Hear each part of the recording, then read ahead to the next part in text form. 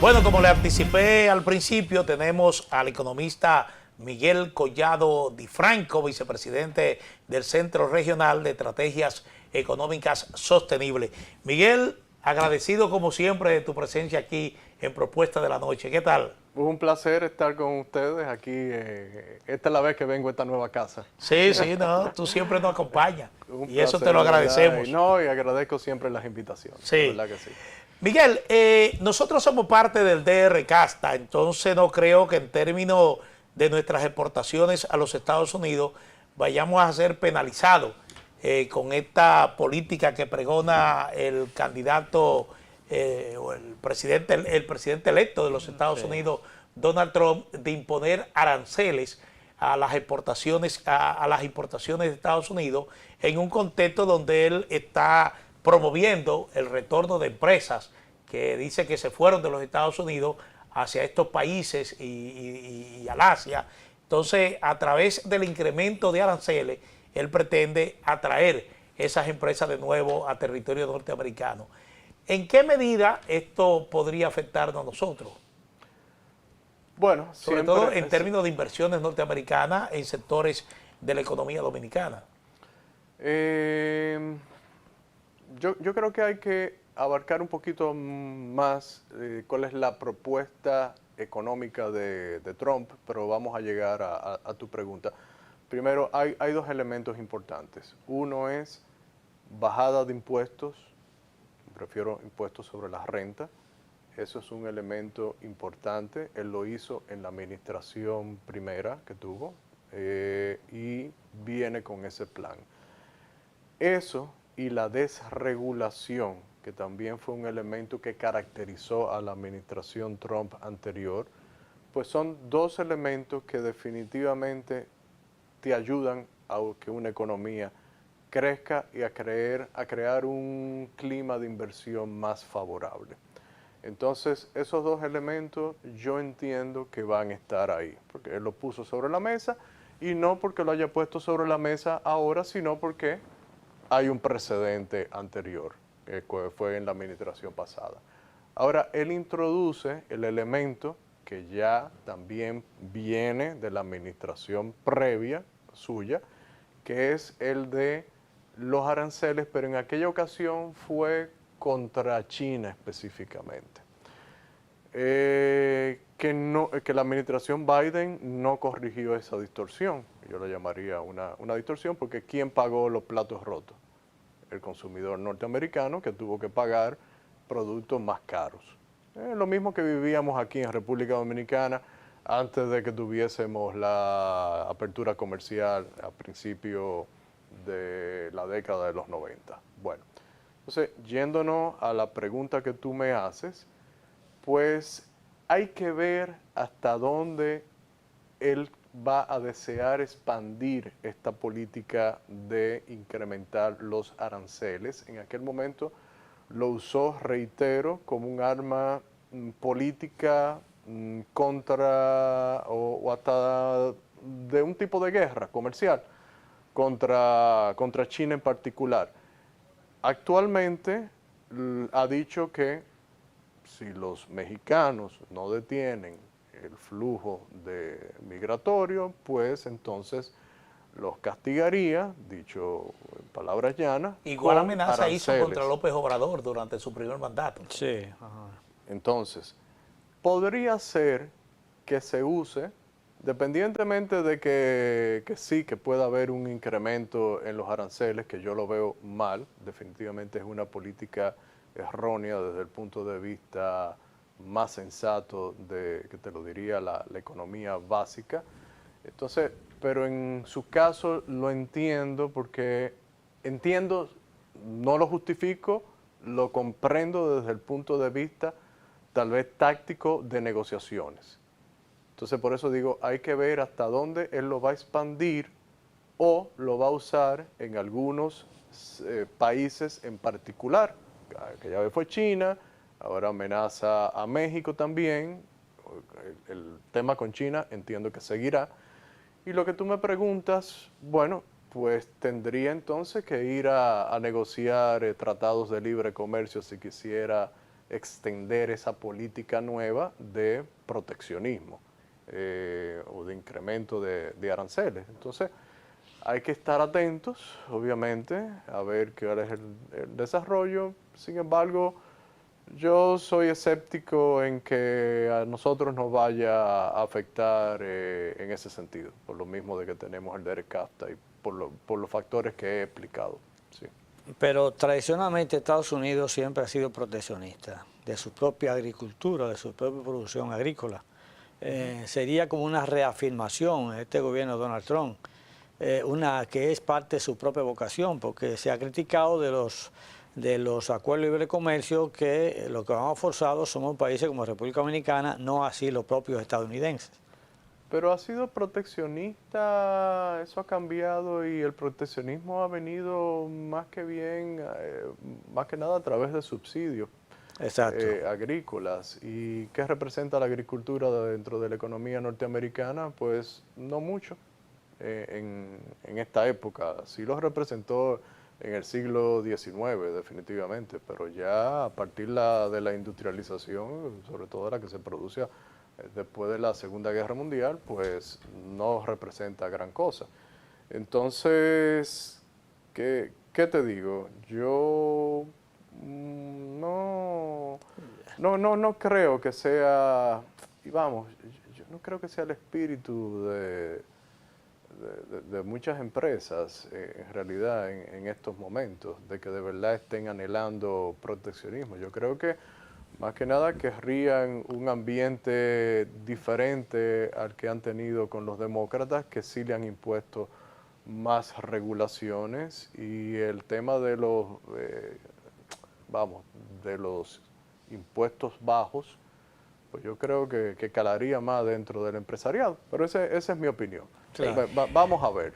Antes de irnos a temas locales, una última parte. La Reserva Federal en el día de hoy baja el tipo de interés en los Estados Unidos. Sí. Y eso siempre, de alguna manera, tiene su impacto en la región, particularmente en República Dominicana. Es una medida ya, yo te diría que interiorizada, ya no es una sorpresa, ya lo esperábamos. Fíjate que el Banco Central de República Dominicana se adelantó a la primera bajada de la FED. Entonces, recientemente, cuando hizo una reducción mayor de la que esperamos. Pero bueno, el punto está en que sí, indudablemente tiene un impacto, porque las tasas, los rendimientos, uno esperaría que bajaran, me refiero a los bonos, por ejemplo, cuando tú tienes una bajada de la tasa de interés de referencia de la política monetaria, pero sin embargo, fíjense, no ha sido así en los últimos meses. La cotización, el rendimiento de los bonos ha ido incrementándose en Estados Unidos. ¿Qué le quiere decir a ustedes eso? Que los inversionistas están esperando que continúe el ambiente inflacionario. Es decir, la Reserva Federal tomó esta decisión todavía sin el debido control de la inflación. Es como muchos analistas lo percibimos, como lo está reflejando el mercado de renta fija, de bonos, con rendimientos que están incrementándose, que usted pensaría que deberían estar bajando, y el oro. El oro está mandando dos señales, y también lo podemos ver con otros commodities, otras materias primas como el petróleo. Se piensa que tiene que ver con las incertidumbres por los conflictos geopolíticos. No, aquí hay un piso que lo está estableciendo las expectativas de inflación. Fíjense que en el día de ayer, cuando se anuncia la victoria de Trump, el oro empieza a caer. ¿Y qué esperábamos los analistas que estamos conscientes del tema de que el oro es un elemento bueno, el oro y el petróleo, tipo Texas también. También, pero el oro, vamos a enfocarnos en particular, aplica para ambos, pero vamos a pensar en el oro. Es un elemento para protegerte de la inflación. ¿Por qué? Porque las monedas fiduciarias, dólar, euro, todas están perdiendo valor. Entonces, hay un piso que lo determinan esas expectativas de inflación. Esto es importantísimo, esto no se discute mucho. Se piensa que la batalla, porque es la narrativa de los bancos centrales, y aquí está la Fed, el Banco Central Europeo, los chinos expandiendo. Hay mucha liquidez que queda todavía del proceso del COVID, de cuando se incrementó la liquidez en el mundo, que no se ha reducido y que ahora con bajadas de tipos de interés de los bancos centrales van a incrementarse más, y reitero, eso ya se está reflejando en los mercados de renta fija, en los bonos, y se está reflejando en el oro. Fíjense que hoy el oro volvió a repuntar. Ayer estuvo en 2.650 más o menos, y hoy la última vez que lo vi 2.705 aproximadamente. ¿Por qué?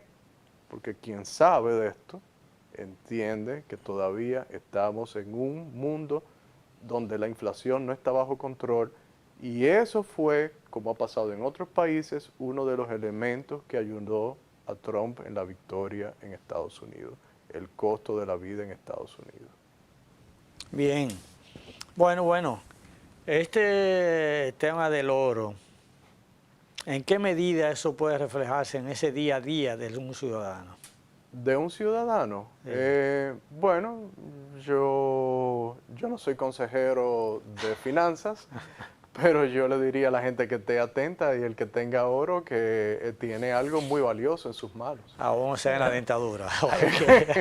Hay incluso Está- países que sustituyen está muy el buena dólar esa. como reserva por el oro. Sí, pero- Sí. Bueno, pero es que en diciembre pasado la noticia fue cuando el oro llegó a la barrera, rompió la barrera de los 2000. En estos días, pronto, muy probablemente, tal vez antes de lo que uno piensa, será que va a estar sobre los 2.800.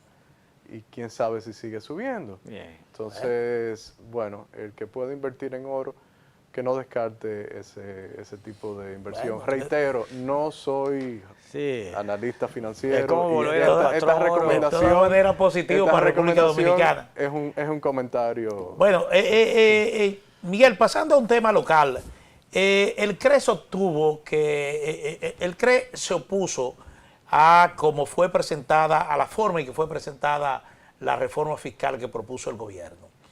Y tuvo su crítica a las medidas impositivas que se estaban ya planteando. Pero igualmente dijo que República Dominicana estaba perdiendo una oportunidad de oro realmente para revisar su sistema fiscal. Explícanos, por favor. Bueno, yo creo que ya el análisis del proyecto por sí solo se cae solo, porque tuvo que ser retirado Bueno, por el se rechazo. retiró, claro. Por el rechazo generalizado, definitivamente. Uno pudiera verle algunas cosas positivas, pero cuando lo analiza en conjunto, la mejor decisión que pudo haber tomado el presidente del Ejecutivo fue haber retirado ese proyecto. Ahora, uno se pregunta, ¿por qué, si las mismas autoridades dicen que duraron tantos años elaborándolo, hicieron este proyecto? Que tú lo ves y dices, bueno, pero esto va a penalizar a los hogares y a las empresas. O sea, esto no tenía sentido desde el punto de vista de que tú quieres establecer un clima de negocio que te atraiga mayor inversión. Bueno, pues tú de verdad, podías destruir algunas industrias, y obviamente iba a tener un impacto sobre el bolsillo de los ciudadanos y obviamente la rentabilidad de las empresas. Entonces, lo mejor que se hizo, ya que se elaboró ese proyecto que no debió haberse elaborado así, fue retirarlo. Ya, punto. Ahora, ¿qué viene ahora? Entonces ahí lo que decimos es, lo que tú me preguntabas, la oportunidad de oro. Caramba, ¿en qué momento tú haces reforma? ¿O en crisis o en una situación como la que tenemos en República Dominicana, donde no tenemos crisis económica, no tenemos crisis política, tenemos paz social? Entonces, esa esos son los momentos en los que uno entiende que tú debes aprovechar para tú hacer reformas y no esperar a tener una crisis. Recordemos que el periodo último que tuvimos de grandes reformas fue empezando en los 90, o salíamos en el 1990 de una crisis económica y política, y tuvimos una crisis en el 94. O sea, un periodo de conjunto de reformas estuvo matizado por crisis políticas y económicas. Esa no es la situación de República Dominicana. La situación de República Dominicana ahora mismo es para tú apuntalar al país con una sostenibilidad fiscal, pero a la vez haciendo una reforma sensata que permita crear unas condiciones mejores para los inversionistas y para los hogares. Distribuir la carga tributaria y corregir distorsiones que se han venido acumulando con todas las transformaciones que se le han hecho al Código Tributario, incluyendo los incentivos que se han introducido para la evasión, la elusión, la informalidad. Es decir, cuando hablo de incentivo es el estímulo que crea el mismo Código Tributario que tenemos después de todas las modificaciones que se le han hecho. Y pensar que o tú haces, hay dos formas de tú hacer una reforma. O tú la haces porque quieres precipitadamente obtener recursos sin importar las consecuencias sobre la economía, que era lo que parecía que era lo que buscaba esta modificación, esta llamada ley de modernización, o tú eres como el cosechador que tiene en cuenta que los árboles debes mantenerlos y deben de crecer. Tú vas a tener más frutos que lo van a cosechar las mismas autoridades en términos, usando la analogía, obviamente que serían las recaudaciones. Nosotros nos descantamos por esa segunda forma de tú hacer una reforma, que es lo que nos hemos venido proponiendo desde hace muchos años. ¿Y cómo evitar los riesgos que suele ocurrir con los gobiernos de que las reformas se conviertan en una, como es la que pasó, una penalización a la producción y una penalización al consumo? Porque llegar a un punto de que sería lo ideal, de que puedan motivar al mayor desarrollo, como tú decías, de que sea sostenible, ¿cómo lograrlo? Bueno, perdóname, porque sí, el mismo director del Banco Mundial decía, cuando se estaba discutiendo la famosa modernización fiscal, que por qué en América Latina hay una tendencia a hacer compleja esta propuesta cuando se puede simplificar.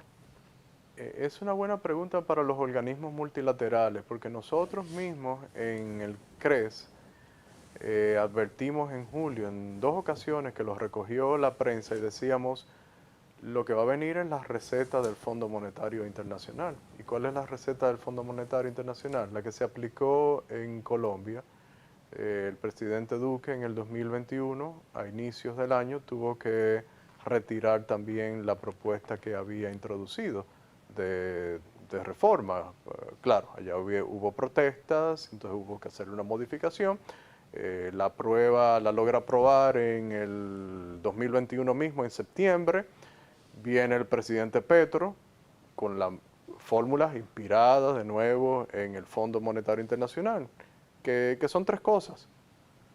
Ampliación del IVA, lo sabíamos y lo decíamos, pero no pensábamos que lo iban a hacer al 18. Cuando yo hablaba de que es necesaria la ampliación del IVA, y ahí empiezo a contestar tu pregunta, pero la propuesta del CRES es a una tasa del 10 a 3 años. Es decir, en el primer año tú empiezas a incrementar, mejor dicho, ampliar la base, introduciendo bienes todavía a una tasa baja, es decir, de forma gradual, del 4. Las tasas del 18 y del 16 la unificas al 15 y al tercer año todo converge al 10. Cuando yo explicaba esto me decían, ¿cómo? ¿Pero todos los bienes? Yo decía, sí, porque lo que va a hacer el gobierno muy probablemente es ponerte una tasa de IVA de 16, pensaba yo, pero no, lo hicieron al 18. Entonces, ¿cómo tú creas un ambiente que sea diferente a este tipo de recetas y que no penalice tanto a los hogares y a las empresas? Bueno, pues precisamente creando condiciones más atractivas para tú pagar impuestos. Vas a tener que tocar diferentes impuestos. Claro. El más importante es el IVA transversal, te ayuda con el control cruzado, es decir, las ventas que están ahí las vas a poder cruzar y las vas a ver reflejada en el impuesto sobre la renta, que sería más difícil la evasión. Ahora mismo no es tasa cero que hay, son productos exentos totalmente. No tienen que ser reportadas las ventas necesariamente. O sea, no hay ese control. Lo que quiero, a donde voy con todo esto es crear un sistema tributario más amigable, con controles y que favorezca el crecimiento, que no penalice tanto las actividades. ¿Cómo tú vas a poner un impuesto al ahorro en un país que necesita mayores inversiones? Y no me refiero a la modificación que se introducía con esa ley, sino ahora mismo tenemos un impuesto al ahorro de 10%. Estamos castigando precisamente a algo que es lo que te produce, te genera las inversiones. Son los fondos prestables que pueden destinar los hogares cuando depositan en sus cuentas de ahorro que están ahí para que alguien pueda, un emprendedor, tomarlo prestado. Entonces, obviamente la forma en que hay más fondos prestables, pues la tasa naturalmente de interés te va a bajar. Eso es natural, no lo vas a tener que hacer artificialmente con medidas de las autoridades monetarias. Y todos los impuestos se pagan con ahorro, porque es dinero que tú ya no vas a poder ahorrar, o incluso desahorrando, desinvirtiendo para poder pagar una deuda que tienes con las autoridades tributarias. Bueno, entonces, por ahí es que va la cosa. el tema es que a la población, por ejemplo, se le justificó esta reforma fiscal diciéndole, bueno, yo voy a destinar mayores recursos para seguridad pública, mayores recursos para mejorar la red vial de República Dominicana, mejorar el salario mínimo en el sector público, reducir el endeudamiento, es decir, yo voy a buscar menos prestado en el extranjero para fomentar proyectos que podemos hacerlo ya con ahorro interno. Entonces uno se pregunta, ¿ahora qué?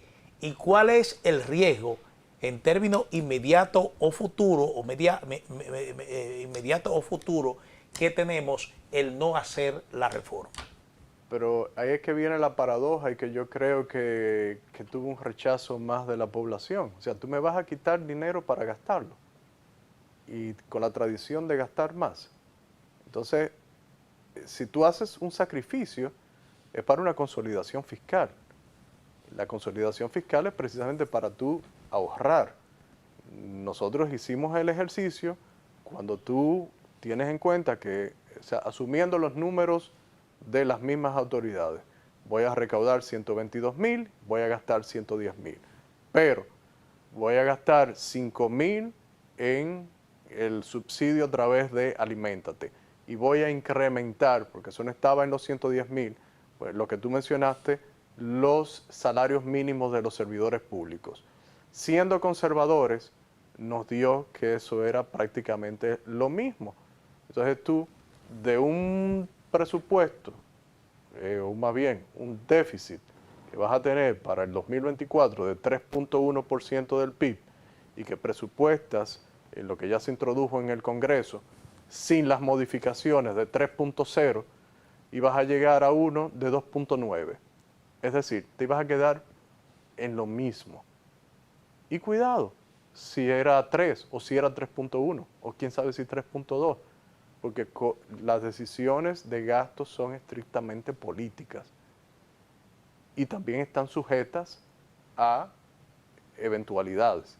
Y los ingresos los ingresos también, los ingresos pueden ser cíclicos. Perfectamente esos 122.000, primero, las estimaciones aguantan todo. Tú puedes ser las estimaciones, el que está haciendo estimaciones es el más optimista del mundo. Ahora, la realidad es la que se impone y te dice si tú vas a recaudar verdaderamente esos 122.000. O sea, que la deuda pudo haber sido mayor. Entonces el dominicano iba a hacer un sacrificio, el hogar, la empresa, sin consolidación fiscal. La deuda iba a ser igual, Manuel. Ese es el mensaje. Yo creo que mucha gente lo entendió. Y lo entendió también cuando se le dijo en un momento, semanas antes, se va a tener un ahorro de 25.000 millones por fusiones y eliminaciones de ciertas instituciones públicas, pero lo vamos a gastar en tal cosa. Y el ciudadano de a pie que entiende dijo, ¿y dónde está el ahorro entonces? Sí. No hay ahorro. Sí, sí, pero todo el mundo coincide en que la reforma es necesaria. Ahora, ¿cuál es la consecuencia de no hacerla? La reforma es necesaria. Yo enfatizo en esto, porque es como que la sociedad civil, no la sociedad civil, yo creo que hay mucha gente ya en la sociedad civil que está entendiendo las cosas. Esto mismo que estaba explicando hoy. Pero hay muchos economistas que insisten en que es necesario por la razón de que el gobierno va a gastar más y es como justificando ese gasto y tenemos que conseguirle dinero. Aunque luego la sociedad civil misma entonces salga a decir, pero se está malgastando, a denunciar y a denunciar y a denunciar y a denunciar. En estos días, hoy hay una noticia con el tema de educación, por ejemplo, que si son las estadísticas de que hay tantos maestros o tantos estudiantes por maestro, o no son esas, ¿qué está pasando? Si de verdad todos los maestros están dando clases, o todos los que están registrados como maestros, o no, que han sido los grandes beneficiados del 4%. ¿A dónde voy con todo esto? Es que hay que ser conscientes con el gasto. Entonces tú me preguntas, ¿ahora qué? Entonces el presidente muy bien dijo, tendremos, no recuerdo exactamente sus palabras, voy a parafrasear lo que dijo, tendremos que ser cautos entonces cómo invertimos el dinero. Y eso, uno elige autoridades para que administren el dinero que uno aporta. Y esa es la mentalidad que los economistas que estamos aquí para educar a la gente deberíamos estar predicando, y el ahora qué entonces debería ser cautos, buscar ahorros. Si se consiguieron 25.000 millones, vamos a ahorrarlos. Vamos a ahorrarlos. Y si se buscaron 25.000 millones, es posible que haya más. Es posible, no, es que hay más. Es posible hacer el esfuerzo por buscarlos. Se habla mucho del tema de elevación, se ha puesto de moda. Y la alusión. Y la ilusión. La ilusión, por supuesto, pero hablo particularmente de elevación. Inmediatamente se retira el proyecto, inmediatamente es el tema que nos está ocupando. No sabemos cuánto hay ahí, pero hay oportunidades también. Entonces, lo que no podemos seguir haciendo parches, y lo que sí debemos hacer antes de que las condiciones se deterioren más, es una reforma, una transformación verdadera en términos tributarios. Bueno, muchísimas gracias a Miguel Collado Di Franco, economista, vicepresidente ejecutivo del Centro Regional de Estrategias Económicas Sostenibles. Ángel Barriuso, un servidor, Manuel Jiménez, como siempre, agradecido de su sintonía con esta propuesta de la noche por Teleimpacto, Canal 52 en Claro y 22 en Altice. Buenas noches.